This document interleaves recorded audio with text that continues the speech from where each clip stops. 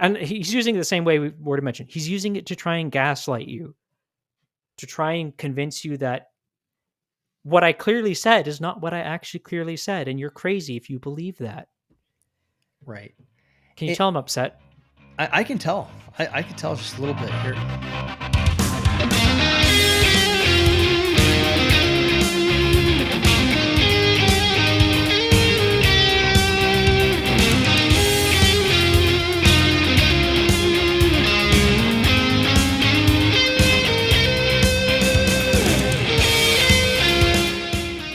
Welcome to the Wokepedia podcast, season 2. This has been an exciting season so far.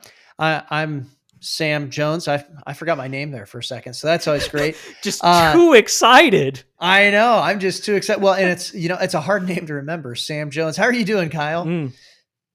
Well, I'm doing pretty good. I can remember my name. That's always a victory. Absolutely. No, but I'm doing really good, and I'm excited as well. To be here. Another year of Wokepedia. A lot of exciting things in the works. We unveiled one of them last week. Yeah. And we've got more coming. But what are we doing to, what's the excitement for today? Is this something new, or are we getting into kind of the traditional Wokepedia podcast this time? Yeah, so this is a little bit more of the traditional Wokepedia podcast, and we're going to be going over a tweet that I think we're going to be going over more than just one tweet, but this was kind of what started it. Was I saw it and I thought, man, this could be the antinomian of the year tweet.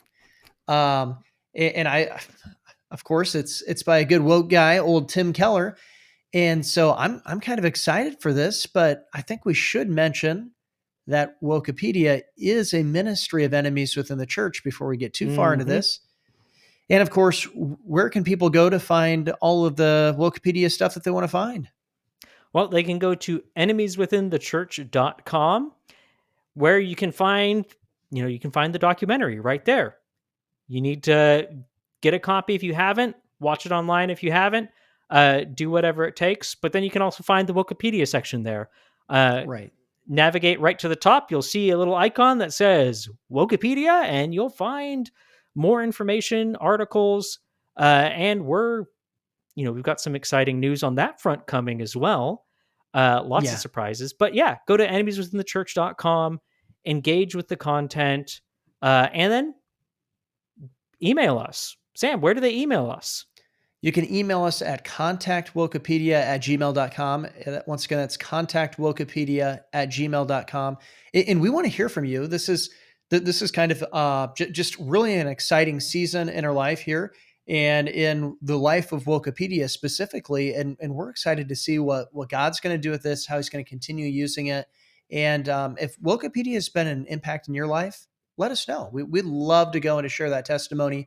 If you want us to. You say, hey, you don't want us to, that's fine too, because we'd still just love to hear what God's doing. But oh yeah. But I think, Kyle, before we can get into that possibility of antinomian of the year tweet, which maybe we should have some awards at the end of the year. Maybe we should have some awards. We should have a few different things, including some positive ones. We don't just talk about negative stuff. We talk about positive stuff. We'll talk about people that have faithfully stood against these errors as well. But that might be a fun idea to do.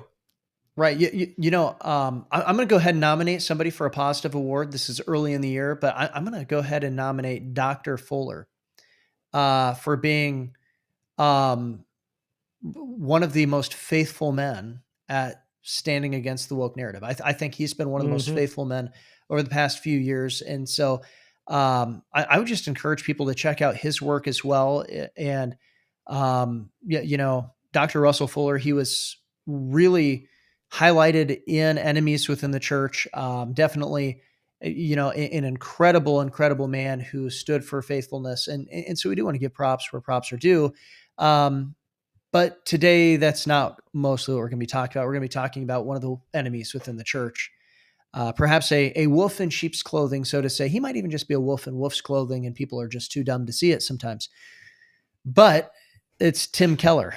And before we can get to that tweet, he starts off by retweeting someone who's making a commentary on something that happened here early in January 2023. I think it was January 10th through the 16th. Is that kind of where we're going? It started on January 9th. It was a nice birthday January present 9th. for me. That's why I know what day it was. But and then it just kind of it continued. I think it's Right. still ongoing. I think he's still going on about it. But Anyway, we'll start off with this retweet that he has. And this is from Paul Carter. We don't know much about Paul Carter, but it's interesting the content that he says and that Tim Keller retweeted it. He says this: the Tim Keller dust up on Twitter yesterday made a couple of things very clear. And he has 3 of them.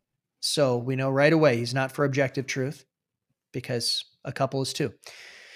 The first one is, he says, 1, there is a lot of tribal thinking out there.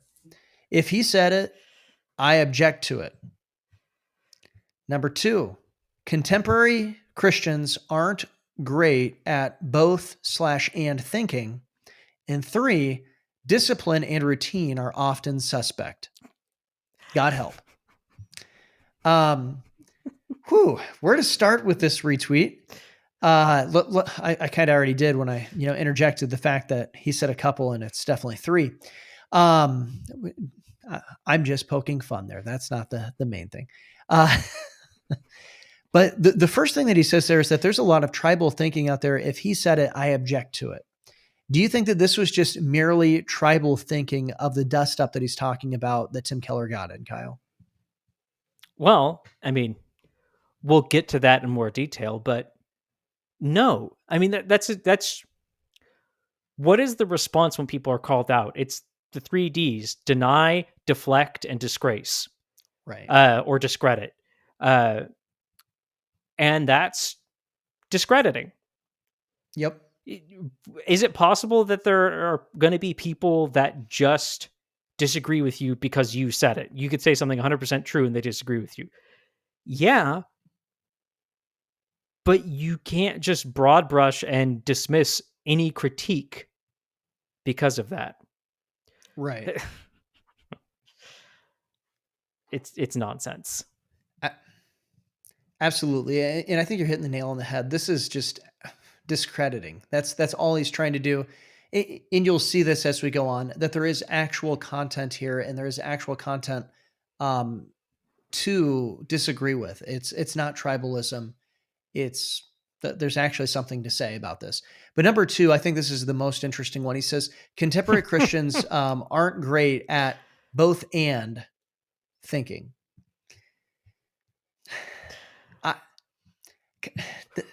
Okay, we're one thing. We're limiting ourselves to a tiny comment on that because we will do an entire episode if we get lost rabbit trailing about that concept. I think we talked just on that little section of that tweet. I think before we started this podcast, we talked for 15 or 20 minutes just on that. Yeah. In basically, it's mysticism, and a word that comes to mind is Gnosticism. That really comes with this, this both and thinking. I mean, something can't be right and wrong at the same time. Yeah. It's most commonly observed in Eastern mysticism, Eastern religions, Buddhism, Right. Hinduism, things like this, where you'll find contradictory thinking that's synthesized together as something that, contradictions that can exist in the same time in the same place. What does that deny? That denies objective truth, because objective truth says that one thing cannot be its own opposite, that there are exclusives. Yeah. And yes, there are some times when you have a situation where there can be 2 true things, but what's the difference between both and thinking and actual objective truth? It's that those are not mutually exclusive things. Right. Both and saying it is both this and that. It is 2 contradictory things that exist at the same time. Now, sometimes people will say both and they're actually getting at that it's not a, diametrically opposed concepts. They don't realize that what they're saying is actually about a different concept. Right. But that's the only time when two things can be, both be true, is when they are not contradictory things. They're not on the same level. They're two different ideas. They're two different spaces. But probably moving on now. Right. Um, the last thing that he says here is discipline and routine are often suspect. And to tell you the truth, I'm not 100% sure what he's getting at. Yeah, Um, I have no idea. Like, I can make wild guesses, but I and, can't nail something down from the whole, well, in his words, the whole dust up. is this referring back to the reading the Bible like once a year? No, I don't think so. No, Maybe. because I think that might. No. But No, I have no idea. no, I no, I can't trace that to a single thought. right. It and that's okay. We don't need to trace that to a single thought. But once again, undoubtedly, what he's still getting at is discrediting. Now, Mm-hmm. what he's trying to discredit, I'm not sure. But That's part of the problem with it. It's part of the weird that Keller would retweet. Keller. Now, things to know about Tim Keller and Twitter. he is a boomer, Tim and he Keller probably just. shouldn't be on Twitter. Sorry, I Well, was just there's. saying what we were all thinking, but no. Well, actually, his son helps with his Twitter, and that it says on his Twitter that his son helps, but uh, he doesn't engage with people. He never responds to people, and he very, very rarely retweets people either. So, So it's so when very interesting that out of all the responses, he chose to retweet this is that what one, he yeah, this is what he so this is obviously something that he above and beyond agrees with, which makes it very strange when it's, again, the point number 3 in particular doesn't specifically refer to something and leaves it very confusing and vague. So what is it's weird. It's just kind of that discrediting. But right? what is the controversy? Right. So this is really where the controversy started, and it was tweeted January 9th, and it says, "It's a shocking message." He's right. It is pretty shocking. But he says this anyway. It's a shocking message. Careful obedience to God's law may actually serve as a strategy for rebelling against God. I'm. So, I, so I don't know if I I want should to paint. laugh, cry, or scream, Kyle. I really don't know You can which do all one I three at the should same do. time. This is It, that those aren't mutually exclusive things. right. Well, You honestly, can do all three. on a much, much, much smaller scale, of course, the emotions that are going through me, I think, are something similar to what's alluded to in Psalm 2 when it says that God sits on his throne and laughs when he looks down at the nations and the rulers who are going and basically throwing off his law. And it just says that he laughs because Jesus is king, right? He's coming and they need to kiss the son. Um, which really does play into this. Okay, it's a shocking message. Careful obedience to God's law may actually serve as a strategy for rebelling against God. So obeying God, actually, obeying God, ha! It, it's disobedience, actually. When you obey, you disobey. Yeah. So I, I don't uh, even like it's so like some people are so open-minded their brains fall out. I mean, he was open-minded when we found out there were no brains. That's what this tweet is kind of getting at. well, and so this is kind of,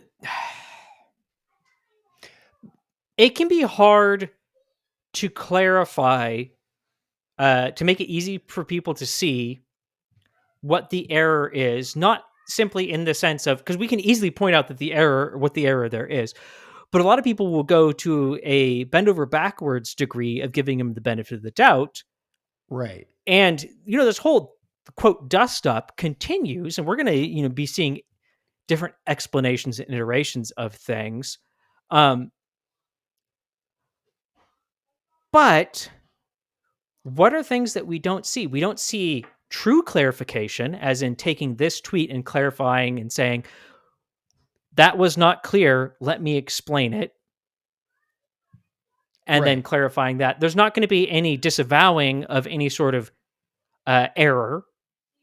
There's not going to be, again, kind of going off the idea of clarity, there's not going to be any attempt to rectify with people, with the, he's going to try and put some things out there, but he's not going to engage with the people's disagreement, what the actual content of their disagreement is. Right. Now, what's the main objection that someone who would look at this and say, well, that's not antinomianism, uh, and that's not a denial of God's law. What is the I disagreement that they would have?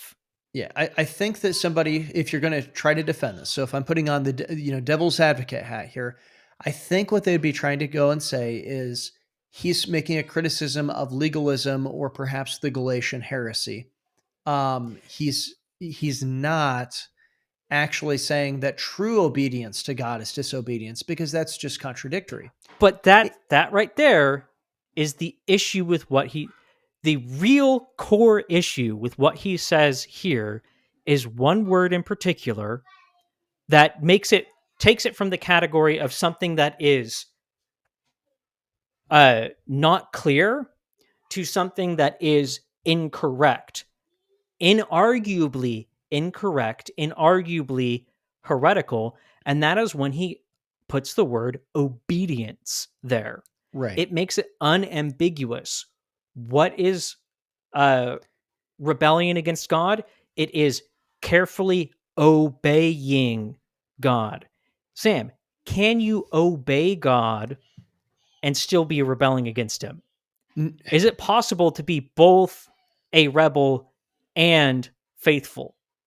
No, you can't go east and west at the same time.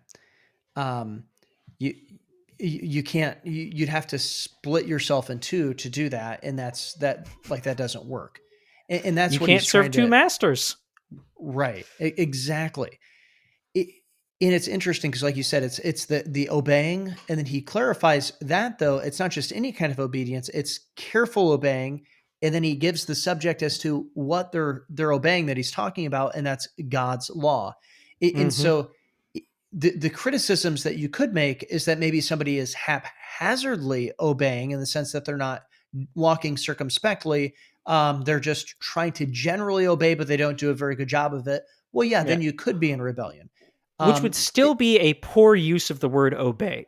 Right. Of But course, at least that wouldn't be like in common language, uh that it I'd would be give grace there. defensible. Right. Yeah. The of course, the obvious one would be is that you could say that they're disobeying God's law, and so therefore it's rebellion. Of course, that makes sense. That would be logically following. The third thing I guess you could do is to change the subject of just to say, instead of God's law, say what is perceived to be God's law or man's traditions. Mm-hmm. So, because then it would put it And into the issue of Phariseeism. yep. But Phariseeism, that's gonna come back up. Right. But, you know, continuing on with the controversy, because he explained, now we're not doing like a timeline of things. We're trying to we're honestly trying to do more a timeline of thought. Which is Uh, difficult. yeah, because he's scattering things about. He obviously has, because he does. It's very clear he has scheduled tweets. Hmm. So they'll just kind of pop in. So there's a lot of random stuff that pops in during the middle of this that has nothing to do with it. Right. But and none of these are put together into one long thread or something like that.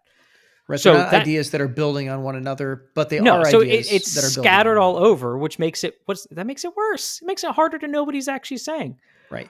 But And I do want to correct something that I said a little bit, Kyle. oh, okay, I, okay, I, I alluded to the fact that if you, some people are so open-minded that their brains fall out, and he's being so open-minded that you look in and there's no brains.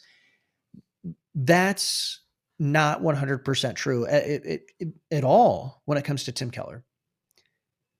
Tim Keller knows what he's doing with this. Mm, Now, he might be making a very dumb point, but I don't want you to think that Tim Keller is dumb. He's not dumb. yeah, that's really true. He's Tim Keller because is he's obviously smart. right.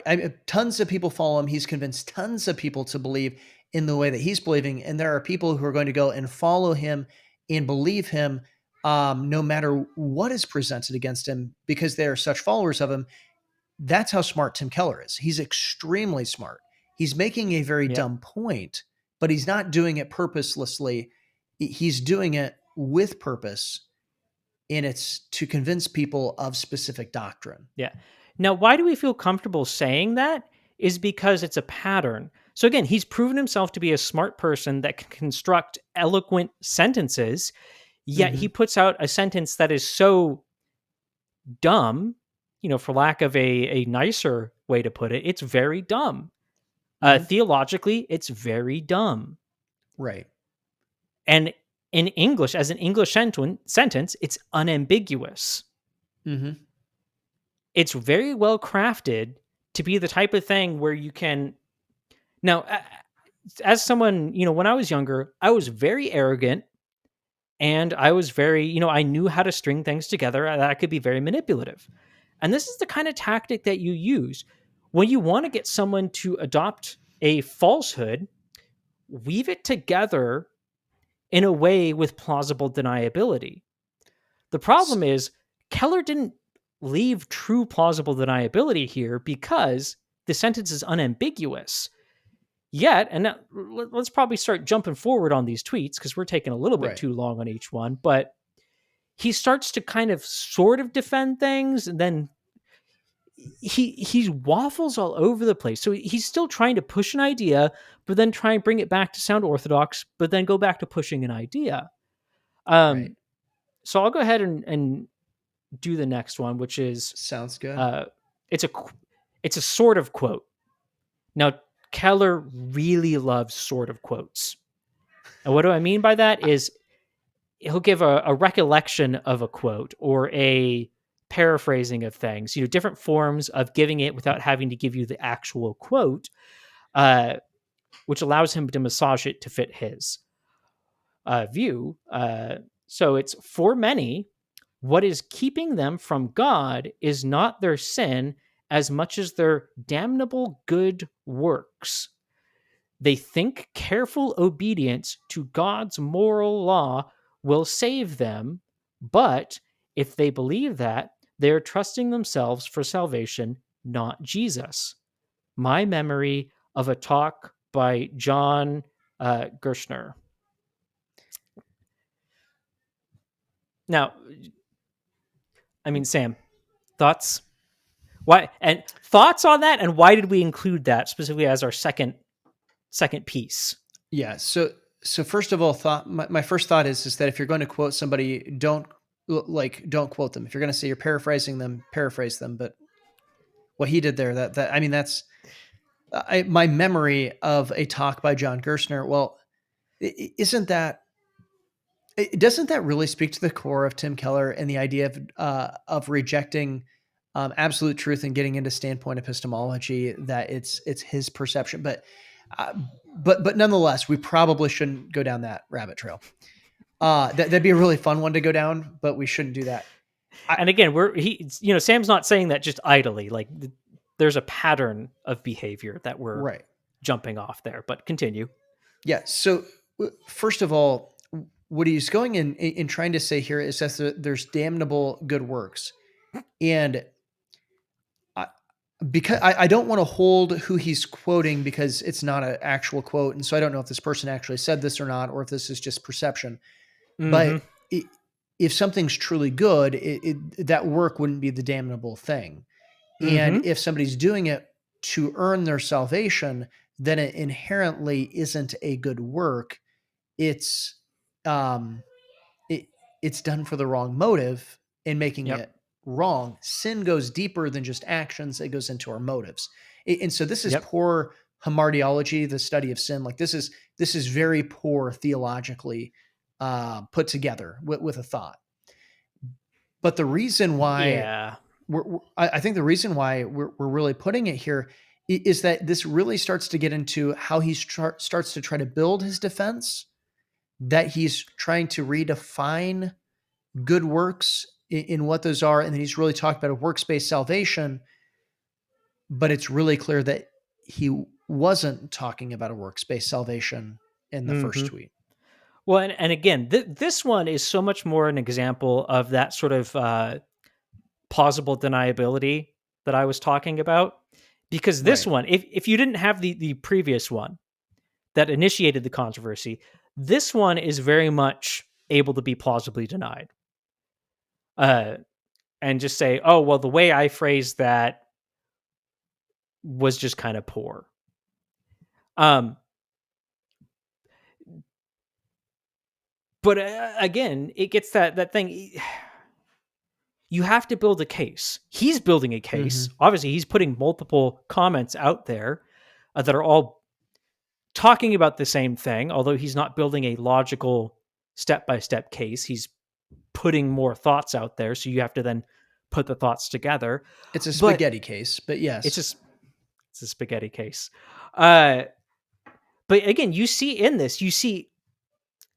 this element of he's trying to push, okay, I'm going to massage it into the direction that I'm talking about works-based salvation, but there's also this incorrect thing. This again, what you pointed out. He's defining good incorrectly. He's defining sin incorrectly.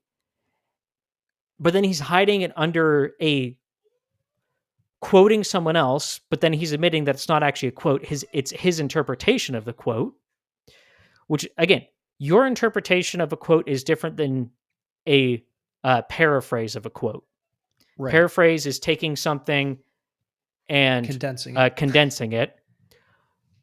Your interpretation is much more of a subjective uh, presenting of that.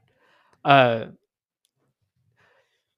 No. so again, it shows this weird squishiness, Mhm. but uh, But this next tweet that we have, he does kind of reveal his hand just a little bit as to who he's upset with and who he's aiming at. yeah, And, and I think this is important to recognize too, because one of the things that Tim Keller's known for, we've pointed this out, is his third wayism.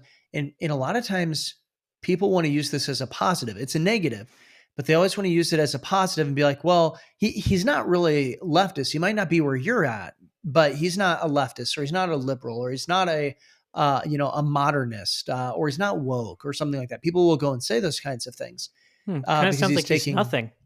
because he's taking a third way.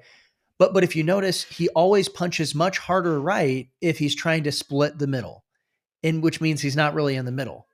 That's what that means. Well, And so and this so is one thing I want to before you finish that, because I want to make yeah. something clear. He does actually during the middle of this make a couple very weak wristed punches left as well, and like go after. Yeah, And it's very obvious what he's doing because he goes after subjectivism and he goes after quote progressive Christianity. But one, irony. he's using subjectivism, so he's using what he's preaching against, and two, it's really soft in comparison. Uh, Right. so, but continue. Yeah. So this is what he says in this tweet. It's telling that so many conservative Christians could not recognize a statement.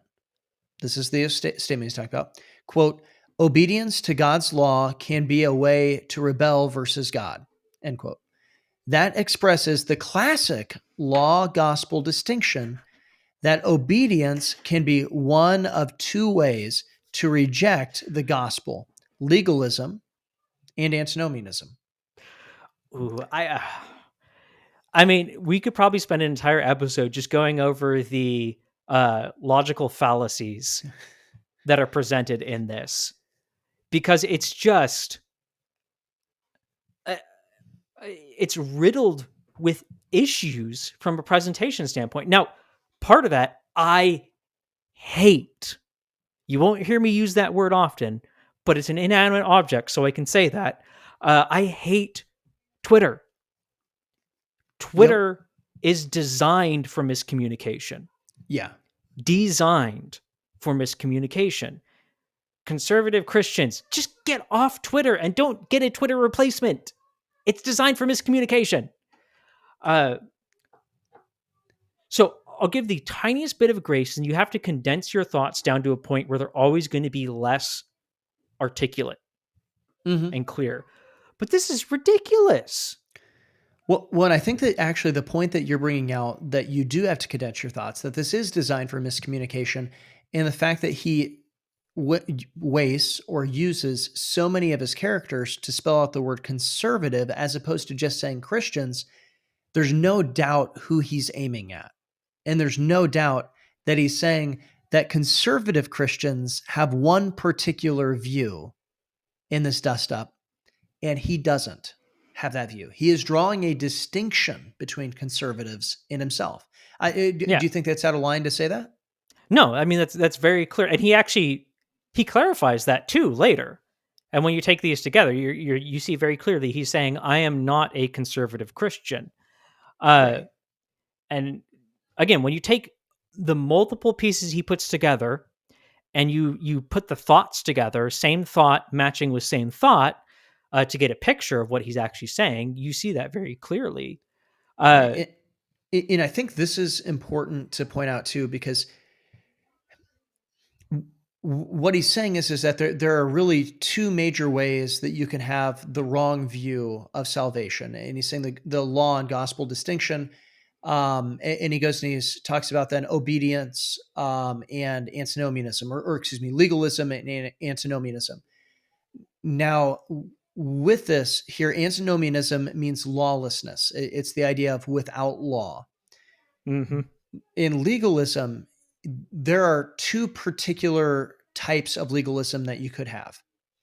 One, it's used in a negative connotation towards a system of salvation, which is saying that you have to earn your way to heaven through obeying God's law. And the problem is, of course, Orthodox Christianity recognizes that if you stumble in one point, James says, then you are guilty of them all when it comes to God's law. That you cannot uphold God's law. We understand that. That's why Jesus had to die. mhm, Orthodox Christianity. The second type of legalism, which is actually what would be the closest to what he's trying to criticize here, would be an ethical legalism, saying that there is essentially objective moral truth that we must obey. But the problem is that it's not even that he's conflating these two things. He's just kind of throwing words out here that he knows are negatives, because yeah, the whole idea of obeying God's law, Orthodox Christianity doesn't call that legalism yeah. Well, and in that's a in either one a of big those thing. cases That's necessarily. that's a big thing in what he's doing, and we're using this sort of a microcosm of Tim Keller himself and his theology, using this as kind of a gateway to understand how Keller operates, how he presents things, how he believes. Um, but when people are upset with him and bring up valid critiques, now they're just trolls. There are people in there that are just making funny comments, making you know, things that are just nonsensical for the sake of just, oh, look, Tim Keller, he said something and it's dumb. Well, that's not helpful. Right. But so, and he uses those as a cover. But it, the issue is he never defines his terms. Right. He carefully avoids defining his terms. Well, And he could eliminate so much confusion if he just put out a tweet and said legalism this, antinomianism this, uh, this term this. Hey guys, is there confusion now? No, good. right. I, And I think that point that you're making, that he doesn't define his terms, is really seen in this next tweet. Because though he's quoting someone, John, how do you say that last name? Cole. oh my goodness, you did that. You know that thing where someone says something and then that makes you lose It, it. yeah. Uh, because I want to just pronounce it Col. Now I can't say it. Colquhoun? Colquhoun. That's not it. Colquhoun? Colquhoun. Colquhoun? But I think I'm still not getting the correct. I cannot pronounce words today. I Hey, am sorry. my name's Sam Jones. So when I can't pronounce a name, it's because my name's Sam Jones. It's not hard to pronounce. But anyway, this is what Tim Keller says. He quotes. He says, "Disobedience to God's law is lethal. Careful obedience to God's law as a covenant of works is lethal. Careful obedience to God's law as a rule of life is life-giving." And this is where I'm going to say that he's not defining his terms in this sense. And this is an interesting thing. When you're saying careful obedience to God's law, careful obedience to God's law, all of a sudden he's starting to get into a motive, perhaps, is what he's trying to allude to, is that somebody's motive here. But the problem is that we're talking about the same action. And once again, would they actually be obeying God's law with the No, wrong they motive? wouldn't. They wouldn't. They can't. They can't be carefully. You can't love something. You can't love someone and then disobey them. Right. You can't. So to say there's this space where you can be doing all the right actions, but then it's like Well, I think this is where he's really conflating. So Isaiah 64:6 says, all of our good works are as filthy rags. And he's trying to say, basically, they're worthless, is what our good works are. And he's trying to saying, though, instead of just saying that they're worthless, he's trying to say that they're actually condemning. Our good works, if an unsaved person were to do a good work fully down, all the way down to the motive and everything like that, and I'm not trying to get into total depravity or anything like that. So Calvinists, don't get mad at me for saying this. I'm speaking hypothetically here. If they were to do good, it would not be that good work that saved them, or excuse me, it would not be that good work that condemned them. It would still be the sin that condemned them. It's not obedience. Obedience can't condemn you. It's the sin that condemns. Yeah, again, that's the core issue. He's putting that word obedience there. But here's the thing: if you were to be obedient to God's law, this is going to go beyond just everything else. If you're going to be obedient to God's law, what does that also entail? Because he said, and he's bringing up law gospel distinction. But what is the end result of the law? Jesus. In the life of The end result of the law is Jesus. The law is what? It is a tutor to bring us to the gospel. Like, the law and the gospel are not opposed to each other. The law and the gospel together. are not, they're separate things. The law is not the gospel is not the law, but the law, you cannot have the law without the gospel. You cannot have the gospel without the law. Yeah, they're two sides of the same coin, but they are two distinct sides. And it is important to understand, because what is the law? It's the standard that God set. Why do we need salvation? Because we broke that standard.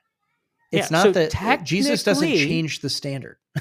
No, he doesn't. And technically, if you are to be obedient to God's law, you will submit your life to Christ. Right. And well, so you can't be obedient and to the law as a covenant of works, because if you were doing that, you would reject your works and have saving faith in Christ alone. Right. In Acts 17, it tells us that God commands men to repent, all men everywhere to repent. Yes. Now, in what Tim Keller's saying, he's not referring to Mosaic or Levitical law, and that's what some people are also going to try to say that he's referring to. In that's not what he's getting at. It's not getting in the When he starts bringing up the Pharisee stuff, it's not really bringing up the Pharisee stuff. It's something totally different that he's doing, and it's extremely interesting because he's talking about any command that's made in Scripture as God's law, because he's talking about just simple obedience. Mm-hmm. And the problem is that getting saved is a command that's part of God's law. It is technically, response to the gospel is technically a part of the law. Again, it's more than just a tutor that shows us our sin. It also is a tutor that shows us, it's leading you by the hand and going, okay, child, here is Jesus. I'm going to put your hand into his. Right. You have to reject the law to reject Christ. Because it does more than just. So again, someone who's being carefully obedient, quote, obedient to the law has to reject and is rejecting the gospel, has to by nature reject God's the law. law itself. Right.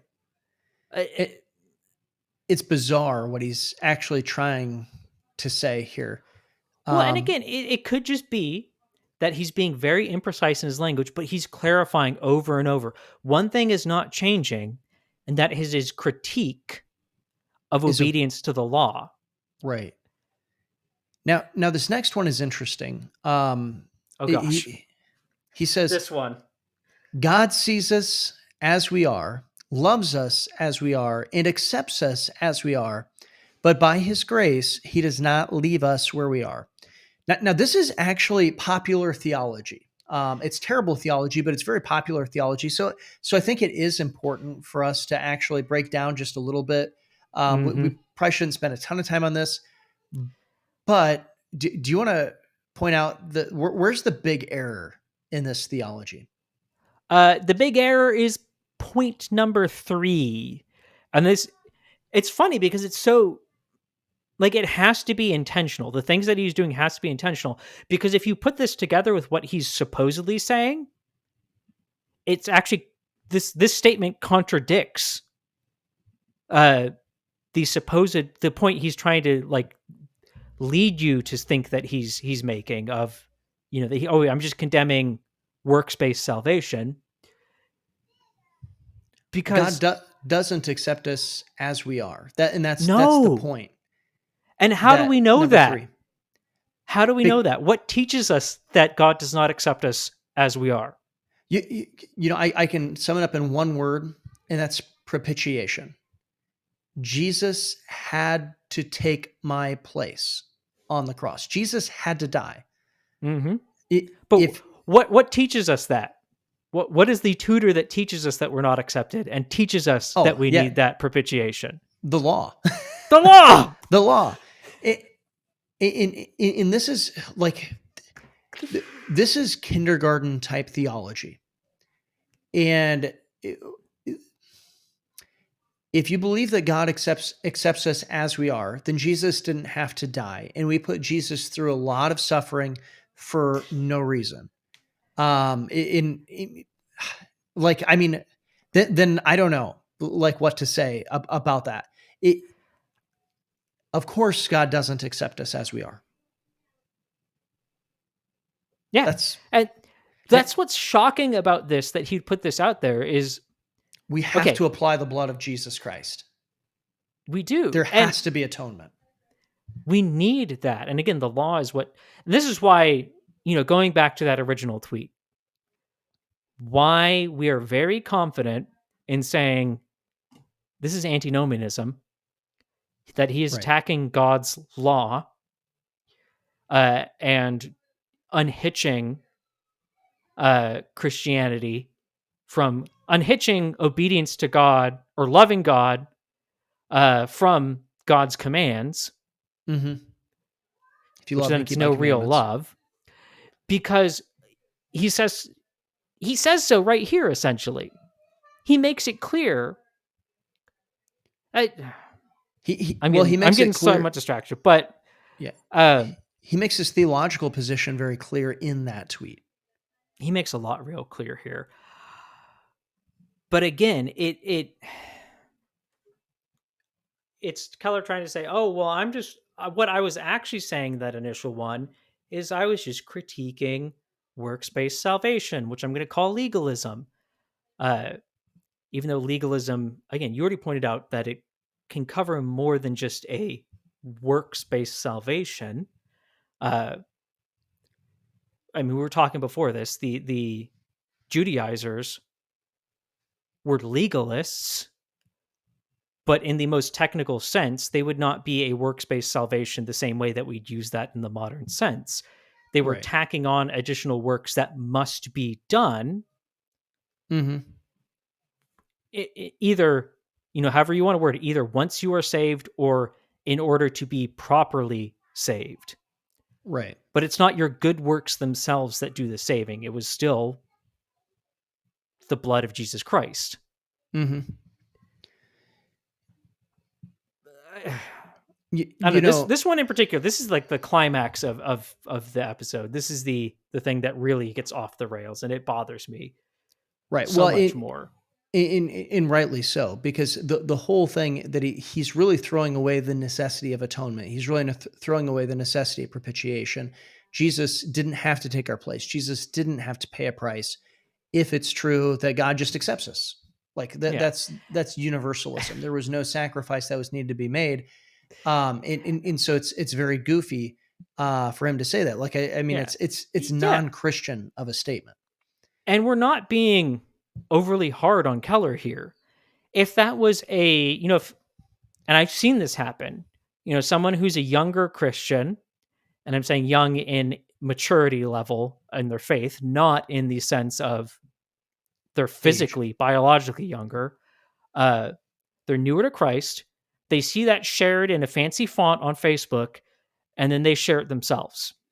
Right, especially I'm going to because take them aside and I'm going to gently correct them.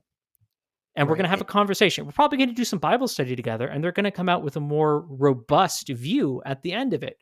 Keller is not in that position. He is a teacher.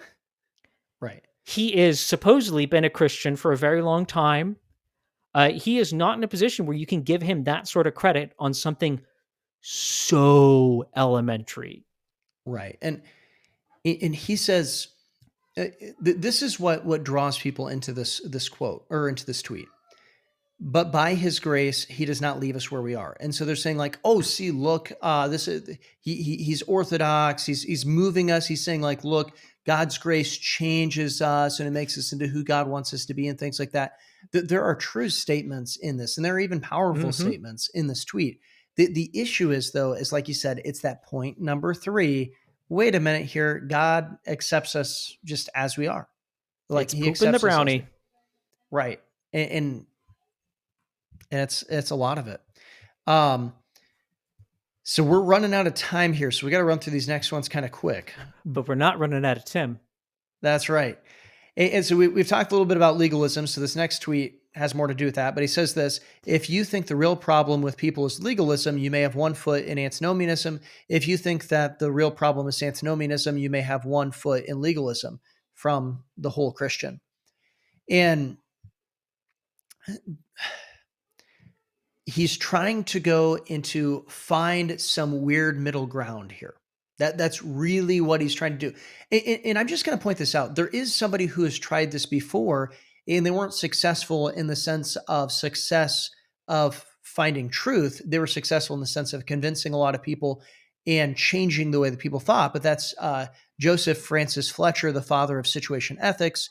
He said, look, there is an ethic between antinomianism and legalism, and it's called situational ethics, which we Mm-hmm. know is ultimately just an ethic of antinomianism, just by another name. Ultimately, um, there are technical differences, but they end in the same place.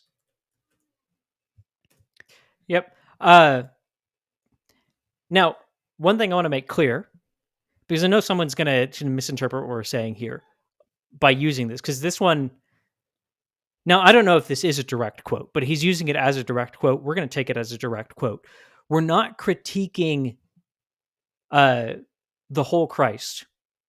We're not critiquing the quote in and of itself. What we're critiquing is Keller's wielding of the quote. Yeah. Because, I don't know the whole context of this quote, and it could No, be I don't much, either. much better, but it very much seems like a baseball bat that he's using as a golf club, Right. because he's putting it into the case he's building through disconnected tweets, the case that he's building against conservatives that are upset with him attacking God's law. And the way he's wielding it is, again, he's trying to build this middle ground type thing of, well, you shouldn't be this, you shouldn't be that. I'm just going to be this wibbly wobbly piece of jelly. He's not using it in the robust way that the quote kind of seems like it might be trying to use it. Now, this quote as quoted, I don't like. Right. But I I don't. I dislike the way that he's using it even more than I dislike the quote. Yeah, and the quote, again, I don't have the rest of the context. The next surrounding sentences could clarify a little bit better. But in and of itself, as a sentence, I don't feel it's 100% clear. Keller, though, is using it as a very inappropriate defense of, again, he's not. Of saying that it's wrong to carefully obey God's law. That's what he's using it as Yes. a defense for. He, In this, I think this next tweet brings a lot of clarity to what he means. yeah. Folks know that Pharisees and legalistic individuals think they're just carefully obeying. That's the shocking part. Now, the fact that he's saying people know, folks know, and that's the shocking part confuses me, because if everybody knows this, then it wouldn't be shocking. Nobody goes and says, everybody knows that that the sky is blue, and that's the shocking part. Like, that Yep. doesn't make any sense. He's doing something here. He's already done it before. And the more popular phrase for it is gaslighting. Right. He's done this a couple times. He's tried to convince you, same thing when he was condemning conservatives. He's trying to broad brush, make this straw man argument, and then point at it and say, if you're part of that, you're a dumb person. Right. And that's exactly what he's doing here. It's well, everybody knows. Folks Right. know that everyone knows what I meant. So if you disagree with me, you're a bad person. That's not an argument. That's not a defense of what he's actually saying. And again, he's using something that contradicts his clear statement to defend the clear statement and make it seem like no, I actually just mean Pharisaical legalism, which he doesn't. Do the Pharisees carefully obey God's law? No. No. What did Jesus criticize them for? He criticized them for not missing. Carefully. Yeah, exactly. He complimented their outward righteousness, and he complimented them. He said they have essentially what he said, they are the most humanly righteous persons on earth. But you have to be more righteous than them if you want to save yourself. Right. But he condemns them because they miss the weightier matters of the law. They're missing God's law, and they're adding to God's law. Right. So Phariseeism is something different as well. So he's pointed the finger at like 3 or 4 different things now, but it's all, oh, look over there. But if you notice, Kyle, he is consistent in what he's defending, which means he does understand the criticism that we're making and other people made on Twitter. And exactly. That is, he's defending his statement of carefully obeying. Instead of just coming out and saying, well, yeah, maybe I shouldn't have said carefully obeying. Maybe more what I meant was this. There's no him saying I misspoke. There's no moving off of that term. It's doubling down, tripling down, Mm-hmm. continuing saying, no, I mean carefully obeying. And you're going, well, if you're carefully obeying God's law, that's a good thing.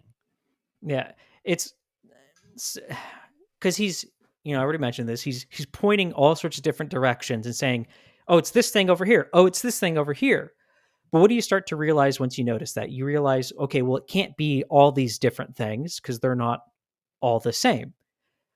But through process of elimination, you realize exactly what you just said. What's left? What's left is the consistent thing he's defending. He's pointed every other direction. He's pointed north, he's pointed south, he's pointed east. What does that mean? Well, it means that he's standing on the west.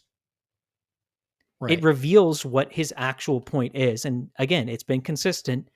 And it is that defense of obeying God's, not defense of, it's that rejection of obeying God's law, that criticizing obeying God's law. He's trying to weaken people's understanding of God's law. Even if he doesn't completely undermine it, he's trying to weaken it.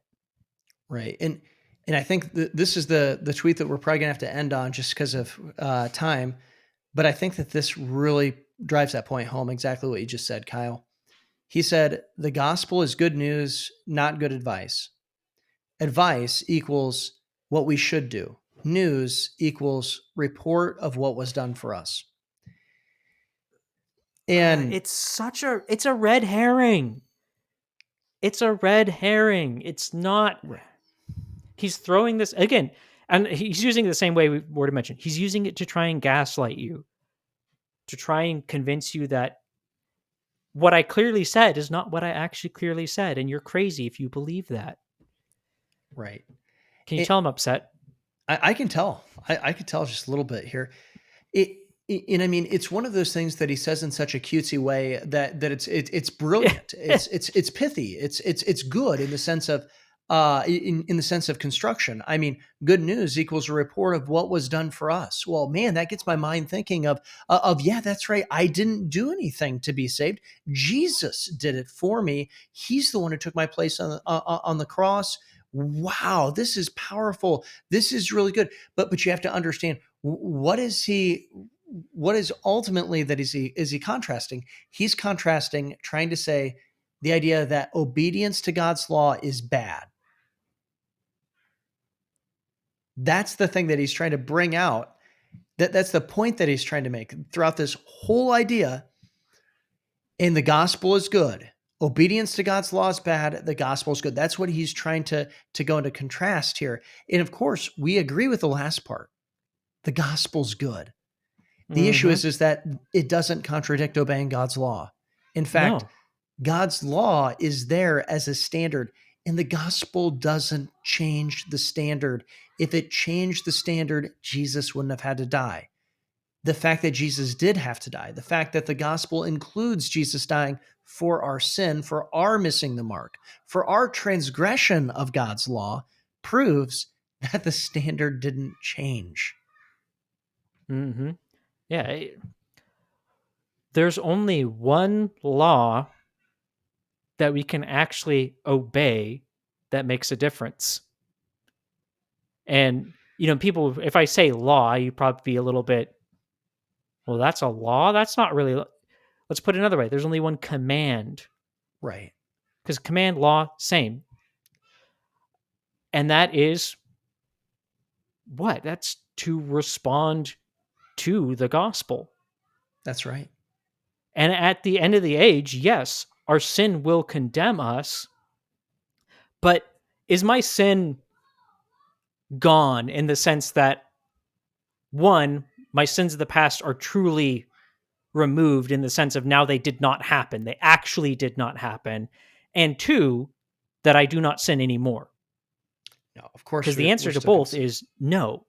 I still sinned against an all holy, all righteous God in the past, and I still sin against an all righteous, all holy God in the present. What saves me is Christ, is the gospel. So, yeah, there is That's not the definition of advice. Pet peeve on that specific tweet. But to use his terminology, advice, that is the advice we have to follow. And the advice is to repent and believe. Right. That it, Which, because if the gospel, this will be the last thing I say, but if the gospel is just good news, it's useless. Because it can't be good news unless it does something. And it can't do something unless there's an ability to respond to it that removes our issue, our problem, that defeats, yeah, Christ did something over here, but now it needs to be, it's not automatic, it's not universalism. It's not automatically applied to my life. right. No matter what your the specifics of your soteriology, your doctrine of salvation are, whether you're Calvinist, Arminian, whatever it is, all Orthodox believers agree that universalism is not true, and there needs to be something has to occur. There needs to be a response to the gospel, whether that's, whether that's initiated by God and fully completed by God, or whether that's initiated by God and then responded to by the individual. Doesn't matter here. The point is, there is a moment of transformation. There's a moment where you change, and that is a moment of obedience. Again, it doesn't matter who's doing the leading in that obedience in the final step.